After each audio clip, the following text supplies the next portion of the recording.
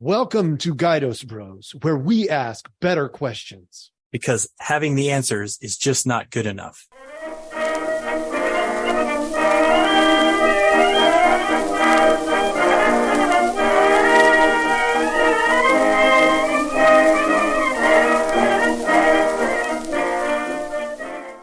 Hello, welcome to GuidosBros. I'm the brother. And I'm the other brother. All right, so we're going to talk about something that is on the forefront of your mind today, and that is college.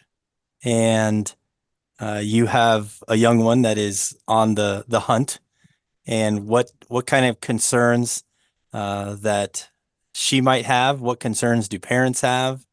And I'll be getting there soon enough, and so we can discuss what that looks like, college versus no college versus what college, and we can just take it from there. So I guess Sure. I would my first question would be, why college? Why does it feel necessary Mm-hmm. as a parent? Yeah, I think we're entering a funny time right now where a lot of people are asking that exact question. It's like, do my kids need to go to college? It's expensive, oftentimes even overpriced.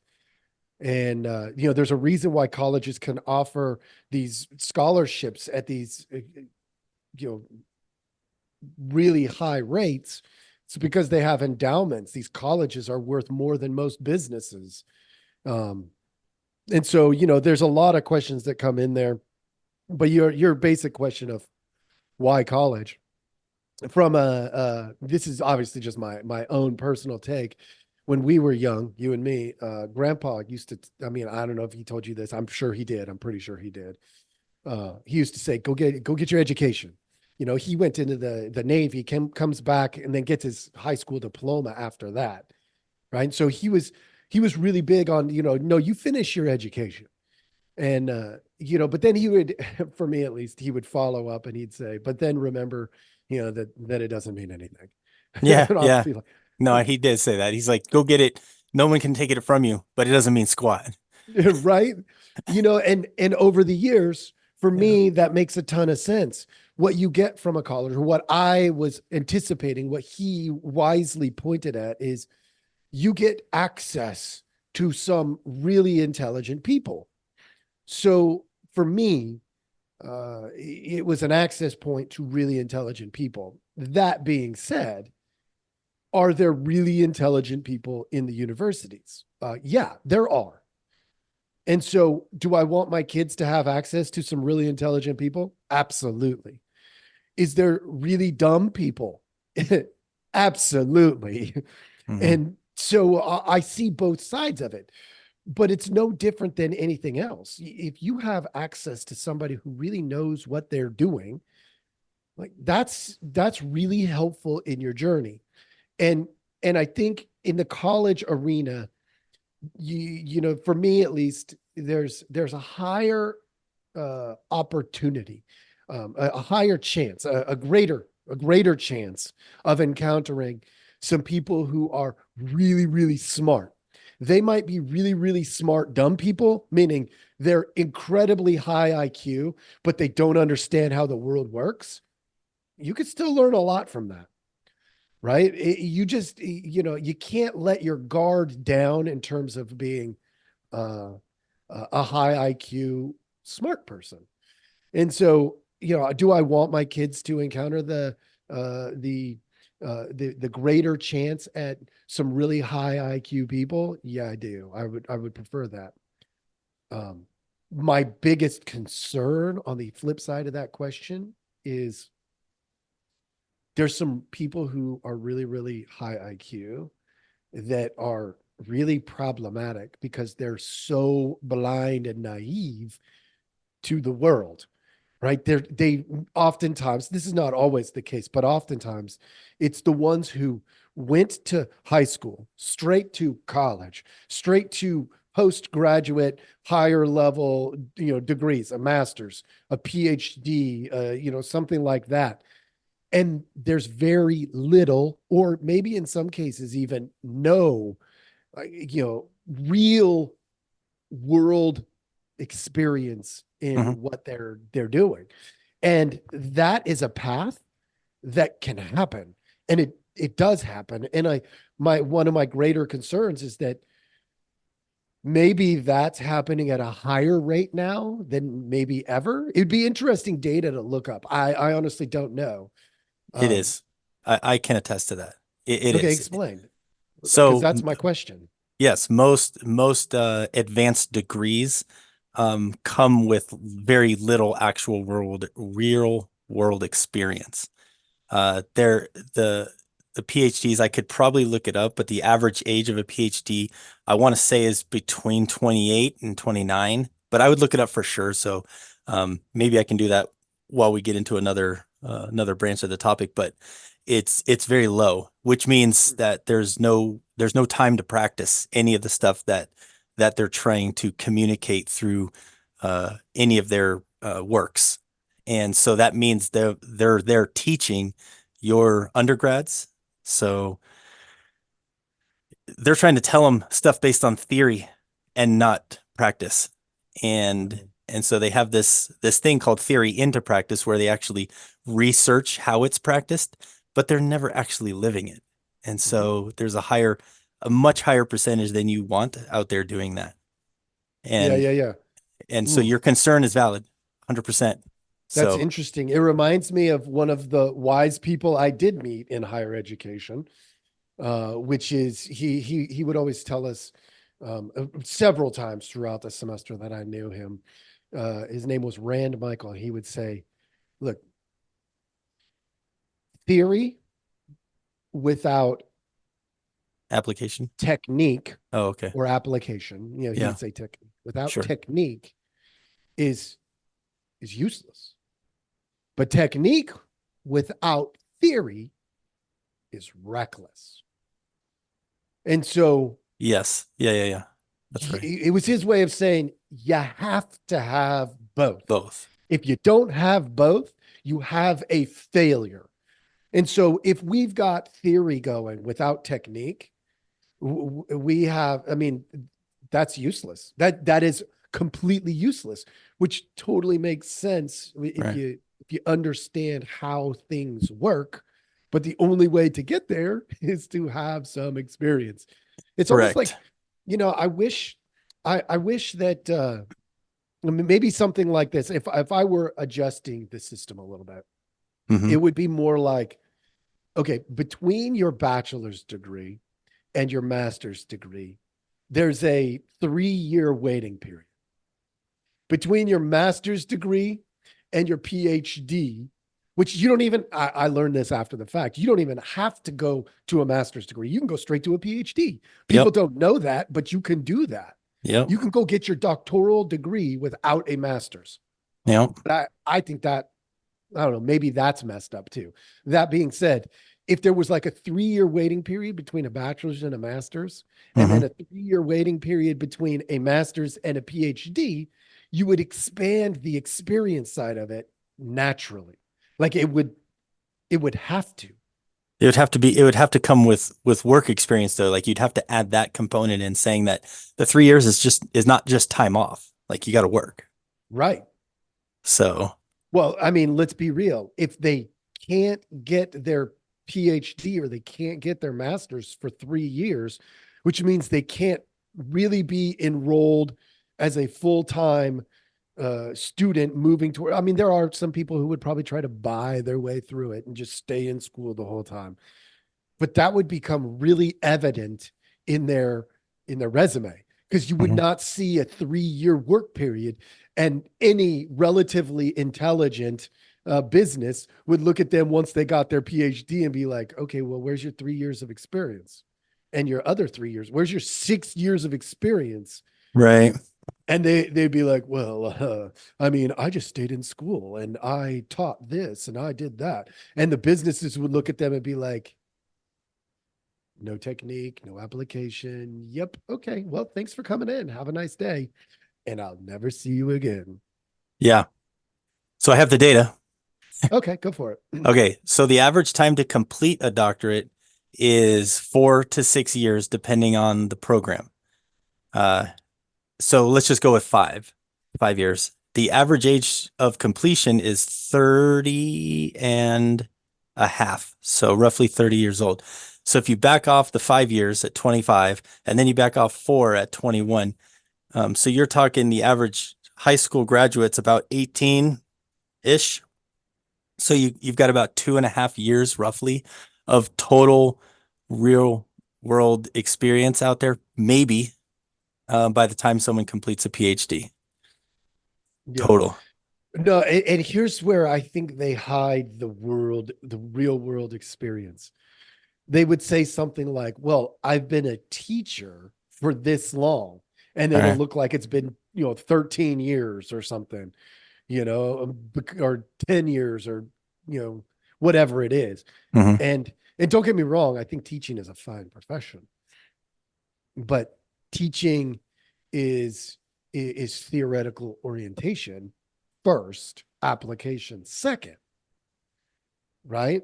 That's Yeah. by Depending on the design. content, depending, yes, exactly. Because if you weren't going to go with with that model, you would probably go do an internship at a business. You'd probably go, become part of the welders union and get on the job educational experience. Mhm. And that's totally different. That's a totally different pathway, which is a good pathway also. It's a mixture, but it's more technique and application driven. So Right. Yeah. I So I guess here's my question. could go. What do you think is better? A theoretical first drive or a technique or application first drive? Oh, Which one should be prioritized first? it's a really good question because I go back and forth on this all the time. Like, do you need to learn? Okay, so I teach calculus, and do you want to teach them what the thing does or how the thing works first, right? And so it's algorithm and then practice, or is it practice then algorithm? Which way do you do it? And I go back and forth on it because you can't speak the language if you don't understand the theory first, right? So part of me leans that way. It's like, okay, first present the theory, but then the theory there's no anchor, there's nowhere to put it because it's just a theory floating around. It's like, okay, this is something you can do, right? It's like you can punch in numbers in a calculator and it gives you an output. Well, big deal. I know how to punch them in. But what does the number mean? Well, the meaning comes from the technique. The meaning comes from how it's applied in real world. But if you go straight to that, now you're trying to communicate in a way that doesn't have the theoretical backing to it, right? It's like it so it's a tricky one.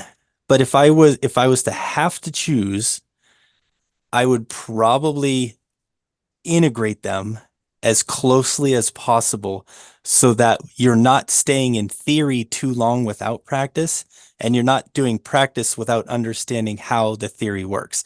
It would have to be almost like a synergy. It would be you'd give a little flavor of the theory and then go right to application and then go to another theory and right to application and try to marry it up as close as possible. Mm. That's how I like to do it because I think it has the most um it gives it the most meaning, so but it also gives you the language to understand it. And then on from a math perspective, from a physics perspective, and we can extrapolate this to like a world kind of view in a minute, but in physics, it's there's so much that is already known and just not understood. And I start with the thing they already know, and then I work to theory, Mhm. Okay, that kind of thing. so you So ended up settling on, as you were talking, I was listening. You settled on it's theory first by a nose. That's where barely, Yeah, barely, by a yes. nose, like if Yeah, we were a horse race, it would be by a nose and by a smidgen. yeah. And there's pros and cons to each, right? Like Hmm. I Hmm. think about I would default similarly. I think it's pretty close to the 50-50 Hmm. split. But the theory by a nose, in terms of where we start maybe. And the reason that I might say something like that is the concept that you get when you're in a Marine Corps. They what do they do? Improvise, adapt, and overcome. How do you improvise, adapt, and overcome in a peculiar situation if you don't have some theoretical possibility, Hmm. some potential outcome that might make it different if I do something different? Hmm. So the theory by a nose would be, I think about it, I was in communications, right? So I think about, as a comm guy, if I understand that amplitude modulated, you're talking these big giant waves that can go around the world, is super different than frequency modulated. These short, but they're really precise. They're super powerful at a short distance. Hmm. Well, if I know the theory, I can often improvise, adapt, and overcome the obstacles. But without the theory, I could sit there and try every single problem solving technique and not get the waves to go far enough because I don't understand the theory. Hmm. So my improvising, adapting, and overcoming any challenge is immediately complicated if I don't have some understanding of the overarching theory. Agreed. So that's for me why it would be by a nose. Yeah, I But if agree I, too. yeah, like if I have the theory, but I don't know how to work the damn radio, I'm screwed anyway. Like, Right. You have to have a knowledge of what the buttons do and what, what you're actually changing within the sequence or the pattern or the um, right. intensity, power, all that. You got to have all of that How as a do I change it from baseline. an FM to an AM? Like that's simple. Maybe there's a button. Maybe there's a button. Maybe the Right. like. But if I don't know how to do that, I can have all the theory in the world. And I'm like, I don't know. I want to get it to go like this, but I don't know how to get it to do that when I can get it to go like this. Well, see, It's like, that's even theory too, because you have to have a theory to even know what you're doing with I this know, versus I this. know. All So right. it's yeah, it's correct. And so back to the original question of why college, I mean, the idea of college is to build that theoretical baseline, and your concern as a parent as to whether or not the teachers can provide the theory and then place it in the context of how it can be applied might be lacking it's a valid concern, Mhm. because you have to have because the purpose of the ultimate purpose of college is to build that knowledge base so that you have people that can think and reason at a higher level than they could in high school, right? I mean, Right. if you have a college graduate and a high school graduate and standing next to each other, you would say that theoretically, the college graduate should have a more broad pool of tools to use to problem solve, right?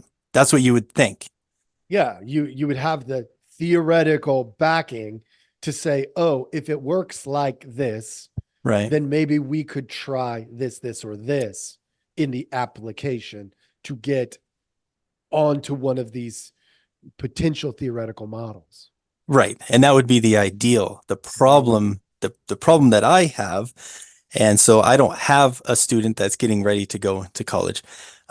The problem, or the concern that I have, is along the same lines, and that is, what are they going to get in college that they can't get somewhere else without incurring debt? and and right now it's not as much. Now there are certain fields for sure. If you're going to go into a tech field, let's say, or a medical field or something like that, for sure. But if you're going to go into if you're going to go a different route, if you're going to go into the humanities, I would argue that a $1 library card would get you more than you need to to pursue that. And why waste time and money to do anything else? right? If you're trying to become an engineer and you need the experience in not only the math, but you need access to the tools to do lab work and to Yep. test things out, you're not going to be able to get that anywhere else, really. You can get some of it working on farms here and there, Yeah. for sure, but you're not going to have the access that an MIT or uh, another school would have, let's say. So for sure, but that's my main But concern. What do you mhm. what are you pursuing, and what are you getting out of it? And if you can get just as much out of it and gain real world experience working in some field that's alternate to what you're studying on your own, why not? Why not make some money, enter a field, go to welder school, make 100 grand a year within 6 to 12 months, and learn the humanities stuff that you want to learn on your own and become a writer later. I mean, you can just Sure. do that. Like, so it's Yeah. not that hard, but Yeah, no, it's true. And it also depends on like I think that's for sure. So like with Addie, my oldest, she's wanting to do like ecology studies and stuff like that. Well, that's really sciencey.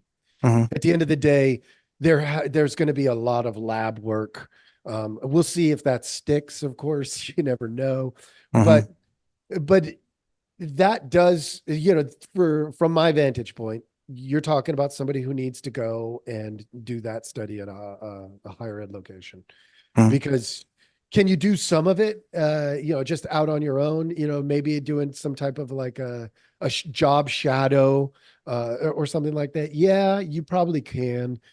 But to get anywhere really, it's going to require access to some things that you're really going to get in a better way at a college setting. Right. uh, so your doctors, same thing, right? Mhm. You got to go to a college setting. Your physicists probably got to go to a college setting. There are definitely some professions that are like that. And then there are this is a side note for me, a challenge that I have. My profession, it's regulated through the college, essentially. Meaning, could you get the experience that I have not in a college? 100% you could. Mhm. But they use college as a way of opening or closing the door for people. So it's an access issue for me in my profession. I can't be a licensed clinical counselor Yeah. if I don't go through the university door. I can't do it. They won't allow that to happen. And so to me, that's both good and challenging. It's good because I want there to be limited access into my profession because we're dealing with people and there's a lot of risk that needs to be averted. We need Yeah. to, but it's not good if I'm only learning from people who have theory and not great application. So for me, I went through a private university and I worked with people who had both theory and application. But a private Right. university is stupid expensive, right? Like it's the highest. I mean, I'm borderline Ivy League costs. Yeah. And I didn't get an Ivy League degree. So, at this point, some people are like, well, that might be better, but whatever. I mean, Okay. it's Yeah. true. Like there are people who are like, I mean, at the Ivy League, most of them don't have application experience, No, I uh, know. and Yeah. so maybe it's better that I did what I did. And for me, it was necessary to open that door. And there's parts about that concern me. I think we should pay attention to it. No, for sure. Yeah, for sure. And I don't know if I like the part where it's seemingly regulated, like through the colleges. That's Oh, it's 100% regulated. It's not seemingly. It's well, 100% because you can't do what I do without going through a master's or higher program. You can't. like you It can't is test into it. You can't. it's illegal in every state in our country. It is illegal to practice clinical counseling without a master's degree or higher. It's illegal. Huh. So you You can't even work in a can you work as an intern in some way with an undergrad, or do you have to? only if you're currently enrolled in a master's or higher program. That's it. So you have to Yep. be in or graduated from in order to work, and you can't practice on your own without having completed it. You cannot. And you If have you to get a certain do, number of hours too, right? yep. And in the program, it comes at the tail end, the practicum, the practical application Because none of piece. your hours can't count before that. Nope. And you can't actually practice before that until you're in practicum. You So can't that actually do it. so that's what, like 2/3 of the way through the program. It is exactly 2/3 of the way through the Huh. programs. So you do get heavy on the theory the first 2 years, and then you get heavy on the practice the last year or thereabouts. I mean, it's really, it depends on what Yeah. program you're going to, but like it's Okay. really close to that model all across the country.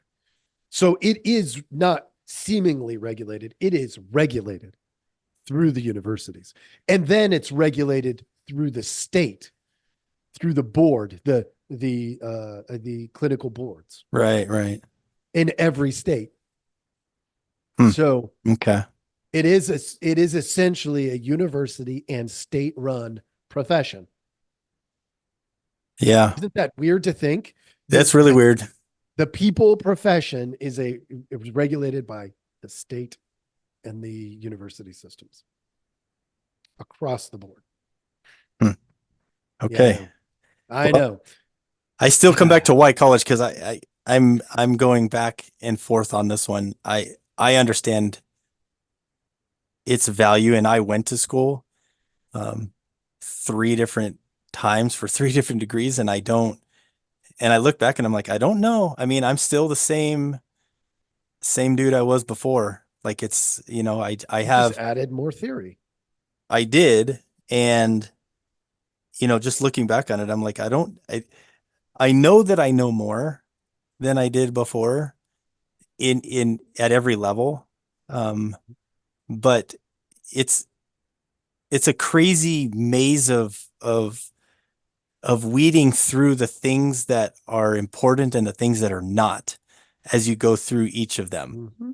And and so it's weird because there's people that we have our max cognitive abilities, right? We have our top end where we can get. Can we push, just like a little bit further? Yeah, but there's always this asymptote we can't ever get past, right? Sure. And and I feel like sometimes just after going through the masters and the doctorate program, I feel like there's people that aren't they're achieving something that's beyond maybe what they're actually capable of. The paperwork shows more than what they're capable of. And Oh yeah. that's a little scary because I'm like, what? It should be more rigorous. Like that's In what I application, yes, 100%. well, In the theory process should weed out the people that can or can't apply it. That's right, but it doesn't. No, It it's it not. only weeds out. It only weeds out the people who can't understand the theory. And the theory in an academic world, not in an application world.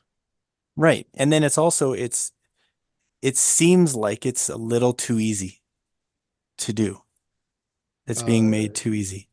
yeah, well, you went through it. I only went through a master's program. So, but you got to understand, like, I know this now. My George Fox University runs their master's program more like a doctoral program. They marry the application with the theory better than, as I've learned working. And this isn't to say I'm better than any of my other, cohorts Right. and And I'm not people in saying my that either. profession, I agree. but it's purely like I know now that others in my profession, the vast majority of others I have encountered in my profession, do not have the theory and application experience that I got from my university. Honestly, my university just did it better. And that's not to say that the others don't do a good job in areas. For sure they do. But my university literally treated it more like a doctoral program just to get your master's degree. Yeah. And so they wanted, we literally had to do, we had to do application uh at these more extreme levels um than others, and our theory was pushed really really hard. We came across people who had application skills, these Yeah. techniques, and they would teach us the technique, and then they would also teach us the limits of the techniques, which Okay. is which Let, is the application part. let me ask you. So the theory is based, okay, this would be the question that I would ask a psychologist if I was going to see one. I would say something to the effect of, is your theory rooted in the DSM? You want me to answer that question? Sure. Okay. Yeah. No. Okay. The Um, DSM just supports the theory. okay. So then I would say, what is your theory rooted in? The human development, the human experience process. I'm Rogerian by trade. Rogerian, Carl Rogers, So and that's the all theory. So that's where the theory comes from. Okay. so all yeah, all of his stuff was based on application, how the theory applies. And he Okay. started in the kids' world, and Got then it. he moved it into the adult experience. Go on. Well, that makes sense because that's the development process. So I follow that. Okay. Now, um, at your school, were you allowed to challenge the theory openly? At my university, yes. Okay. At It didn't your always go over great, but it was allowed at all times. okay. And that's because there's ignorance that's involved with the learning process. You can Sure. challenge it, but you don't know what you're challenging because you don't know enough to know better. Sure. Or maybe it was a valid one and there was a good discussion on it. Perfect. Mhm. Now, so at your university, were you allowed to challenge the DSM? Absolutely. Matter of fact, we had an entire semester that looked specifically at the DSM, and we talked about the design of the DSM oftentimes mirrors the medical model, but we are clinical counselors. Right. We don't necessarily subscribe to all of the content of the medical model. The medical model assumes brokenness. Clinical counselors do not have to assume brokenness. A Okay. client who comes in may be functioning exactly as designed, right? Like I think about trauma.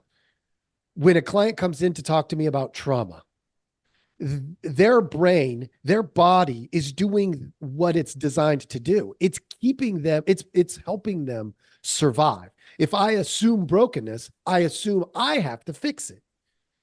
Whereas if I assume that their system may be doing Mhm. exactly what it's supposed to be doing, then my assumption is maybe it's just a matter of correcting their course, like not fixing it, but letting them see that there are still options in front of them, helping them understand what their body and their system is doing. And then through that experience, they can go, oh, I could actually choose to go path B, C, D, E, or F. I don't have to go path A every single time. Huh. And then they try it, they create some success, and Okay. they move forward. So then what yours the theory is that since they're not broken, they don't need to be fixed. They're doing what they're supposed to do. It's like a slinky that's kind of coiled onto itself. It's still Yes. there, and you have to just figure out where the thing is needs to be untwisted so that they can operate again, more or less. Yes. Okay. Yeah. Okay. So so then all right. So in attempts to answer the question and then maybe ask a better question, then shouldn't the universities then shouldn't the university that kids and parents seek ensure the ability to challenge theory at all levels of the educational process? That like ultimately in science and in political science and in the humanities and in the medical sciences and whatever it is, that at every level it should be just an open and honest debate about just the theories and the pushback at every level with each cognitive ability, whether you're in an undergrad, a graduate, or a postgraduate, where you push back on theory as much as possible to try to poke holes in it, since that's what its purpose is. Its purpose that as a theory is to say this is what we think it should be, and then take all the the aggregate of knowledge and experience that's out there at every level and just try to continuously poke holes in it to try to create actual learning. Yes. So that's ultimately, so then as a parent, that's what you're looking for. You're looking for the location that allows for that to occur Yep. And without reservation. Just throw it out there. yep. And in my experience, this is purely like my own naive, simple experience. I've been to giant public run universities. I've been to community college. My track. I bounced Mhm, around a fair amount. I've mhm, been to, well run, you know, universities. I've been to poorly run universities. mhm, I have, for whatever reason, the good Lord saw fit for me to see all kinds of crap. mhm. And at the end of the day, I've also seen private university setting. And the private university setting, I was more inclined to challenge everything. Not because I couldn't challenge it maybe at a state university, but I was going to the state universities to be one of the 400 in the room and get my degree so that I could open a door. Whereas when I was at the private university, I was more or less told, you're not getting through the door if you don't understand the theory and the application. So you better ask hard questions. Okay, so you were challenged more in a not all private universities are alike for sure. Of But course not. you found that in your experience that it provided the best opportunity for that. I agree. I think you got to be selective in the schools that you're looking at for sure. And to me, it's 100% pointless to go to any school if you can't push back on ideas. The idea is to not prove anything right, but it's to try to poke holes and prove everything wrong. And only when you can't can you affirm that it's a good idea. Yeah. You know what I mean? So like, So, the one of the easy ones with the low hanging fruit here from my vantage point is, when you talk about things like DEI or critical race theory in universities, it's in all of them. It's in private, it's in mhm, public, it's mhm. it's in all of them. And so to me, it's not about the theory being there.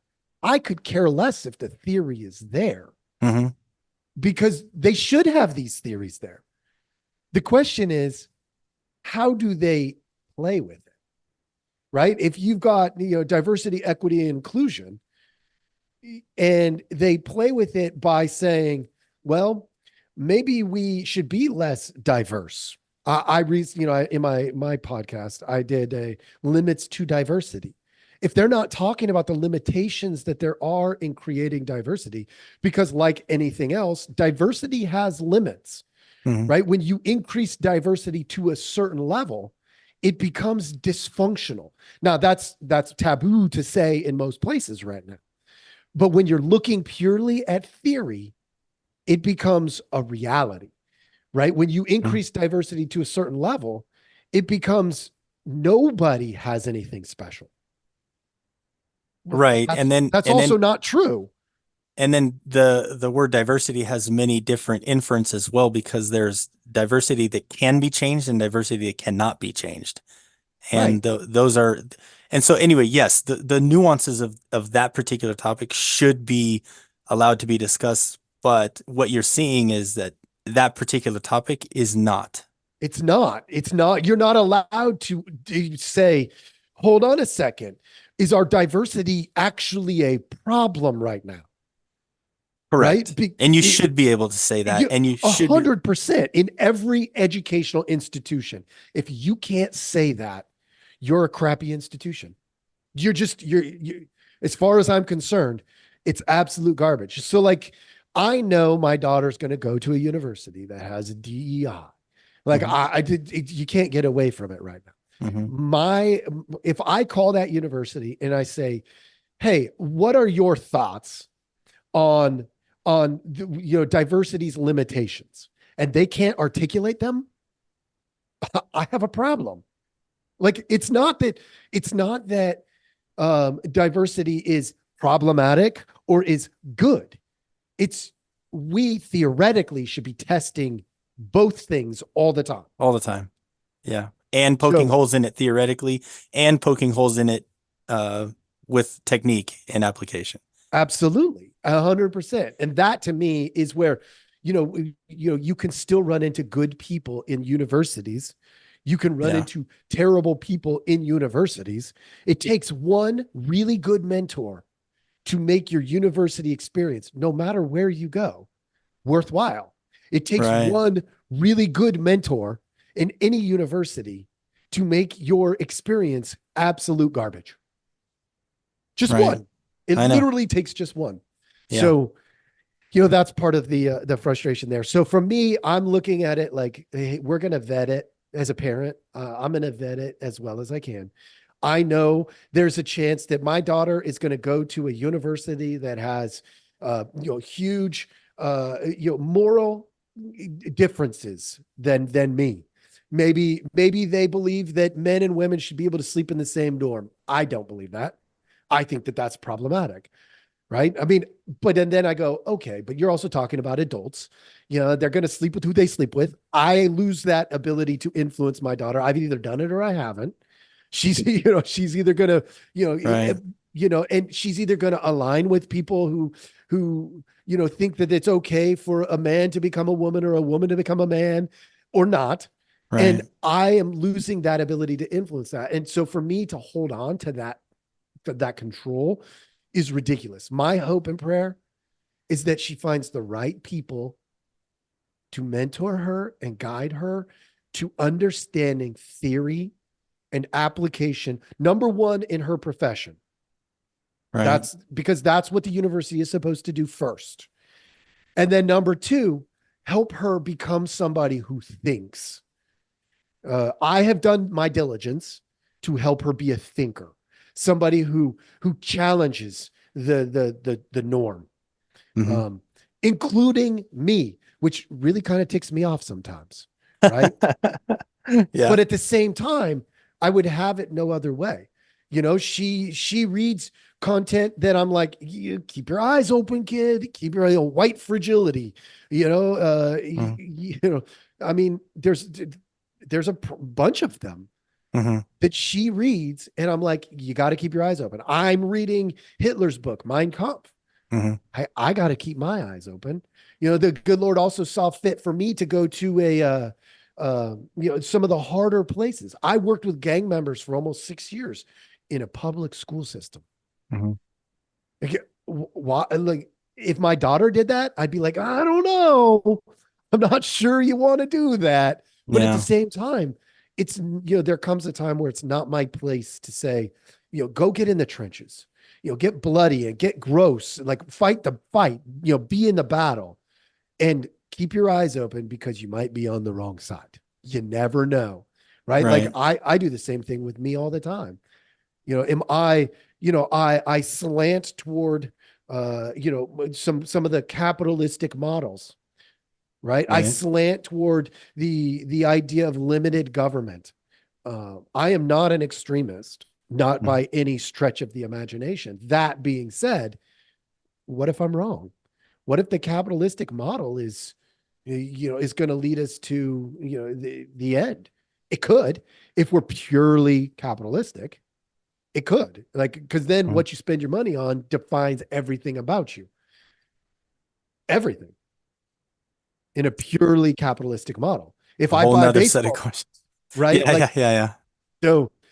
so, yeah, I mean, there are limitations to my abilities as a parent. And so Yeah. for me, I'm going to do my diligence to the very best of my ability. I'm going to pray like nobody's business.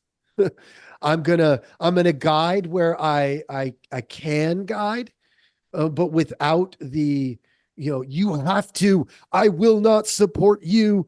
Like, I don't know what her journey is going to be.